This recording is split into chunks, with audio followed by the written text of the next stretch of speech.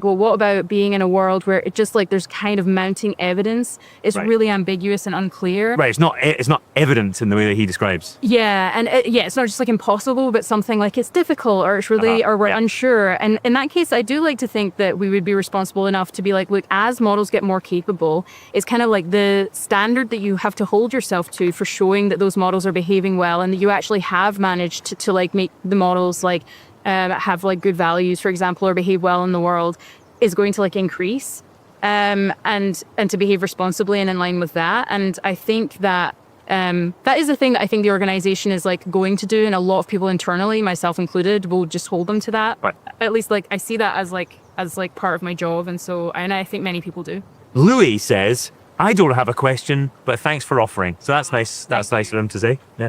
And the final one is from Real Stale Coffee.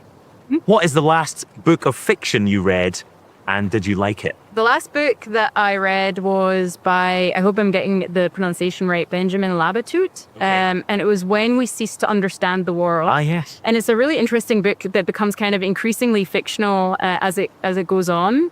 And I think for people working in AI, it's actually a very interesting book to read, because it's hard to capture the sense of how strange it is to just exist in the current period where there's just like, I don't know how to describe it, but it's like new things are happening all of the time, and you don't really have like prior paradigms that like can guide you always. And so it's an interesting book that, because it's more about like physics and quantum mechanics, and less actually about the physics and more about basically this notion of people's reaction to it. And I think it's a really interesting book for people in AI to just capture something about the kind of like the present moment and how strange it can seem.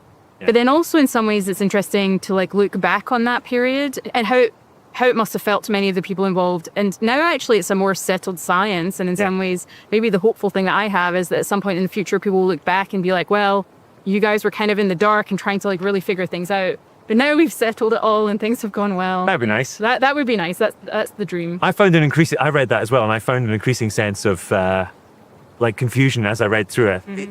As it becomes, it starts off being quite close to reality, and then just sort of becomes untethered as you go on. Yeah. And I think there's sort of a meta issue there of, again, like reality becoming stranger and stranger and stranger, which is definitely happening to us in AI. Yeah, though in the real world, I think that like reality became stranger and stranger and stranger, and then almost became more understood again. Right. Yeah, the hope would be like, maybe that would be true of AI. Like I do think if we can find ways of making this go well, then maybe in the future we'll just look back on this and be like, that was a period where things were getting stranger and stranger, and then eventually we actually managed to kind of, we did okay and we formed a good understanding of it. That's the hope. When you're in the middle of the things getting stranger. We're at the weird part right now. Yes, you can hope that it becomes less weird at some point, but I don't know if it's a fool's hope, but yeah. No, and I think that's a nice place to